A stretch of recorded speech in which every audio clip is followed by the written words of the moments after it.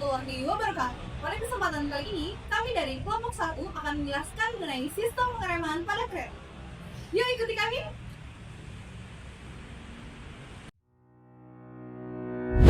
Di mana istilah singkuk ini merupakan katup kecil yang berada pada salah satu rangkaian kereta yang berfungsi untuk memutuskan udara rem pada setiap rangkaian gerbong. Nah, adapun juga untuk sistem buka tutup dari istilah singkuk ini adalah dengan cara manual. Jika pada posisi normal, istilah singkuk ini berada pada posisi terbuka. Lalu jika saat istilah singkuk ini atau rangkaian gerbong mengalami kebocoran, maka segera tutup istilah singkuk untuk mengantisipasi kebocoran tersebut menjalar ke gerbong lainnya. Baik, adapun fungsi dari istilah singkuk sendiri yaitu ada 3. Itu yang pertama, istilah singkuk itu berfungsi untuk memutuskan udara atau pengereman pada kereta bisa berjalan dengan lancar. Lalu yang kedua yaitu untuk melancarkan perjalanan kereta agar aman dan juga nyaman. Dan yang ketiga untuk memastikan itu pengawasan atau pemeriksaannya bisa dilakukan secara baik.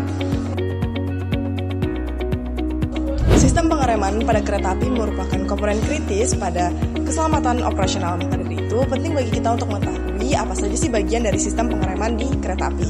Salah satu bagiannya yaitu brake coupling, di mana brake coupling ini berfungsi sebagai penghubung antara satu gerbong atau satu lokomotif dengan lokomotif lainnya, di mana berbentuk pipa dan berfungsi untuk menghubungkan udara tekan antara satu gerbong dengan gerbong lainnya. Selain itu, brake coupling juga terhubung dengan istilah singkuk, di mana ketika brake coupling dihubungkan dengan gerbong selanjutnya, istilah singkuk terbuka untuk menghubungkan udara tekan agar terjadi udara yang konsisten antara satu gerbong dengan gerbong lainnya. Selanjutnya ada operator. Operator merupakan pengatur aliran udara pada sistem pengereman, dari mana ketika masih melakukan pengereman, katup ini akan membuka dan menutup jalur udara sehingga bisa bekerja dengan intensitas tinggi. Fungsi dari operator ada 3. Yang pertama, mengatur arah di sumber udara yang mengisi atau mengosongkan. Yang kedua, menjadi penghubung antara kereta masinis dengan respon mekanisme rem di gerbong. Dan yang terakhir, mengontrol tingkat pengereman, mulai dari pengereman ringan hingga pengereman darurat. Brake cylinder adalah tempat di mana tekanan udara diubah menjadi tenaga mekanis. Dalam brake cylinder terdapat piston yang didorong oleh tekanan udara dari reservoir, di mana gerakan dari piston tersebut kemudian diteruskan kepada batang rem dan sepatu rem untuk menekan roda sehingga kereta dapat berhenti dan melakukan pengereman dengan aman. Distributor valve seringkali dikenal dengan triple valve yang merupakan komponen paling penting dalam sistem rem udara.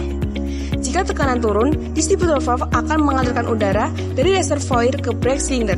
Sebaliknya, jika tekanan naik, distributor valve akan melepaskan tekanan rem dan roda akan kembali berputar dengan bebas.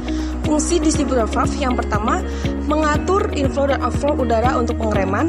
Yang kedua, menyesuaikan tingkat pengereman berdasarkan besarnya perubahan tekanan.